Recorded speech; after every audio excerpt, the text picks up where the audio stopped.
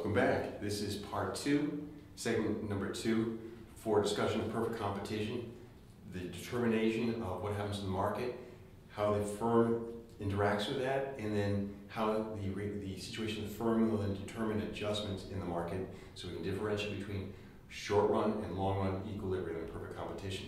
So far we identified marginal cost, marginal revenue, optimal output quantity. We're about to identify what happens or what are the different possibilities for this firm to have in regard to its profits. So let's go here and draw scenario number 1, which is an average total cost curve. Looks like that. Average total cost.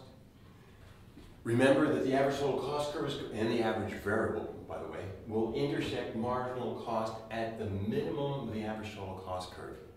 It does that because marginal cost is that variation difference as we do more units, and as the marginal cost is above, well, the marginal cost is below is going to drag down on average. The marginal cost is above, it pulls average up, so it's going to intersect at the minimum.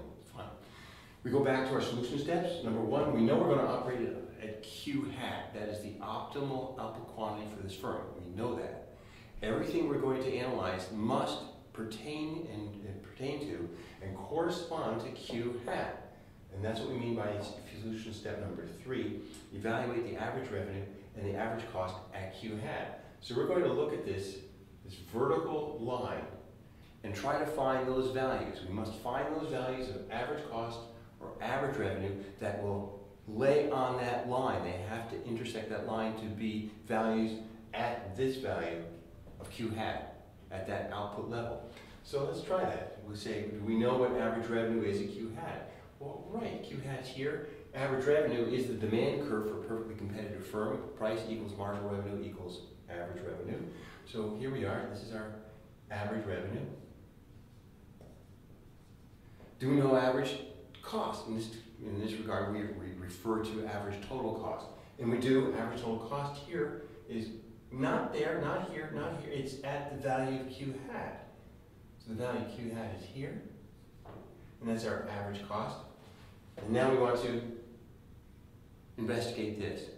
Really what we care about is this positive, 0, or negative? We want to look at the sign of this relationship, this equation.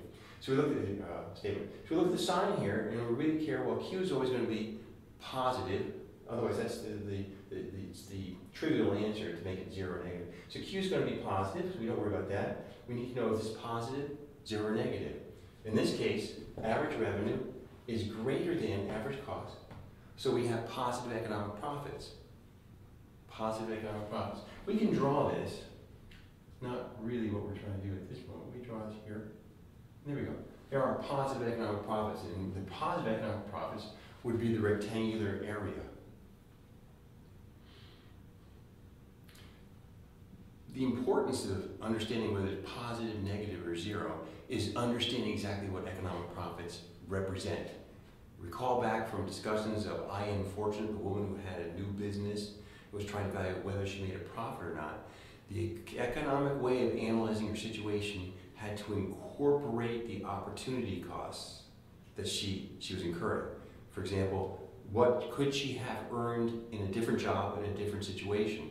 And to know if she were earning a profit in her new firm, we had to include those costs. If in a situation where a firm were to earn 0 economic profits, we would say that signifies that that firm is earning as much money, so that enough money so that its opportunity costs were exactly covered, or its resources. Another way to say it, the resources were being compensated just as well as they could have been compensated in any other pursuit. Hence, there's really no incentive to change, to go to a new job or leave the old job or return to where you were if you're exactly the same. If the coffee on one side of the street is just as good as the coffee on the other side of the street, well, it really doesn't matter which one you get, except for where you might be at that moment. So, at 0 economic profits, for the I Am Fortune type of concept, at 0 economic profits, the firm is indifferent. It's fine. It won't enter, won't leave. If this firm, in this market, this marginal firm, in this market earns positive economic profits, it means that this firm has a return on its resources that exceeds the returns that these resources might get in other pursuits, in other markets, elsewhere. So the question that we're asking ourselves is, well, how do other markets, how do resource owners who are not in this market react to this information?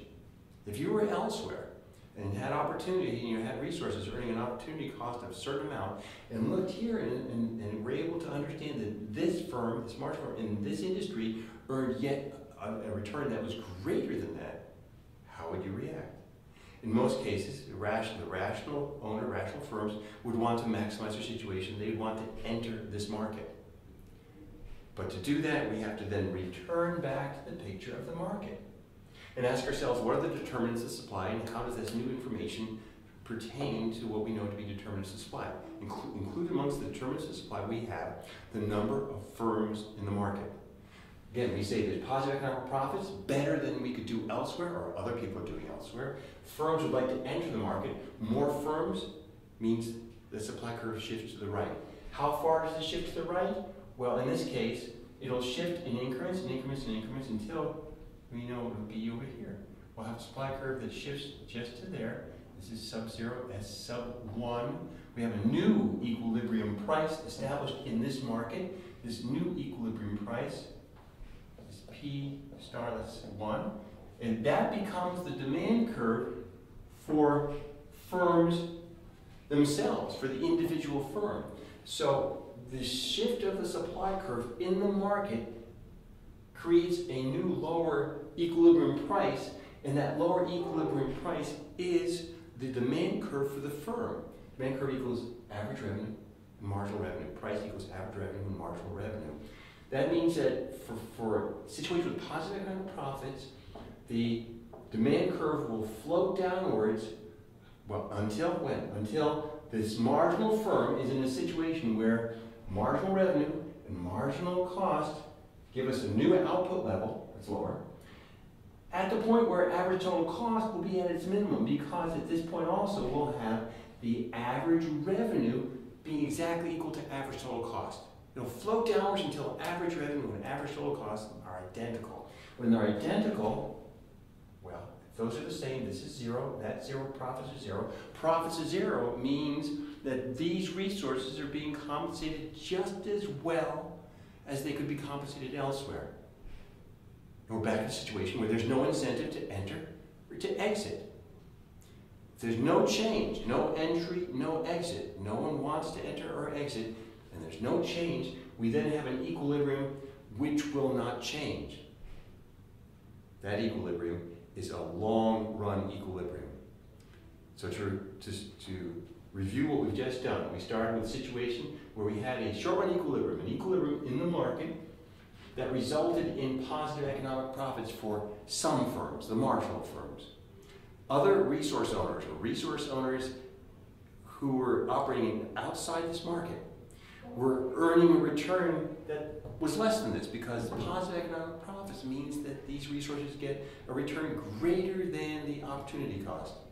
So this becomes very attractive to resource owners elsewhere. They then decide to enter this market, to put their resources into this market. New entrants into this market for producers, new producers, means that the supply curve will shift right, and as it shifts right, the demand curve floats downward, and it will float downwards until the final marginal firm is in a situation returning 0 economic profits, and at that point there's no incentive for these firms to leave or other firms to enter, and suddenly we have 0 economic profits at the minimum of the average total cost curve and a long-run equilibrium in the market.